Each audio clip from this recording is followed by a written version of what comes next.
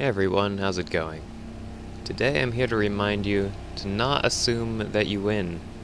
Just because you're in what you think is a superior aircraft over your opponents, or because you have an energy advantage or some other advantage, or any combination of those, you're still walking a very thin line between victory and defeat, and even the smallest mistakes or misplays can tip the scales in favor of your opponent and give him an easy victory over you that he shouldn't be able to have if you play things correctly.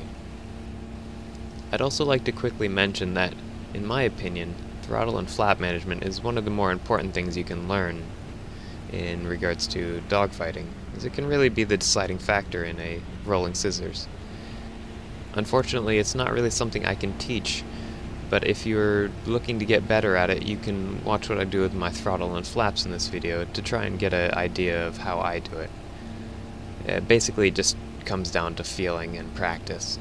But anyways, I start out the fight by attacking a low energy A6M3, which I dispatch quite quickly.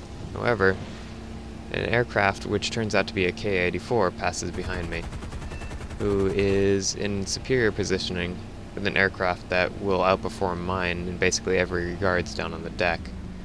I know I can't outrun him, so I decide to try and force an overshoot with a rolling scissors, which seems counterintuitive since the Ki-84 can outturn the P-47, but it seemed like my best option at this point. Now I forced him out in front of me, and I start using my flaps and throttle to propel me through the scissors. And now he's been forced out in front, and he actually starts to panic here, as you can see by the spins, and he's going to spin a few more times actually. Now I end up cutting the footage here because for some reason my video file got corrupted. It's unfortunate, but it is what it is, so you get to see it again from my perspective in third person this time. I start the scissors by doing a few barrel rolls to not only slow myself down, but also keep myself from getting in his line of fire. And now that he's overshot, I start to lower my flaps to keep slowing myself down, as well as providing lift to delay the stall as long as possible if I do reach stall speed.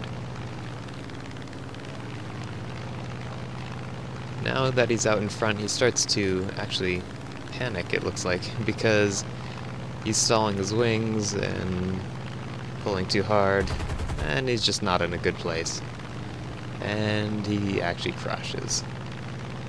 So, well, I didn't technically get the kill. I'm going to say I got a maneuver kill over him. So now we see the fight from the Ki-84's third-person perspective. And he actually entered the fight slightly above me and came into a dive and then started to follow me up as I reached the top of my zoom climb. So I'd say our energy states are about equal, if not a bit in favor of the Ki-84. And I'm not sure if it's a bug with the replay or not. I don't know if I can trust the sounds, but it sounds like he kept his throttle at 100% until he actually overshot me. And then he cut it right here. And then, now that he's basically out in front of me, he goes to full throttle and then backs off again. Now, he actually, if he did this right, probably could have gained the advantage over me again.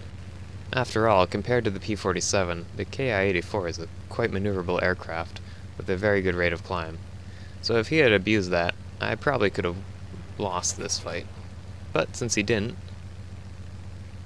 I'm the winner. Anyways guys, I hope you enjoyed the video, and maybe I'll catch you next time.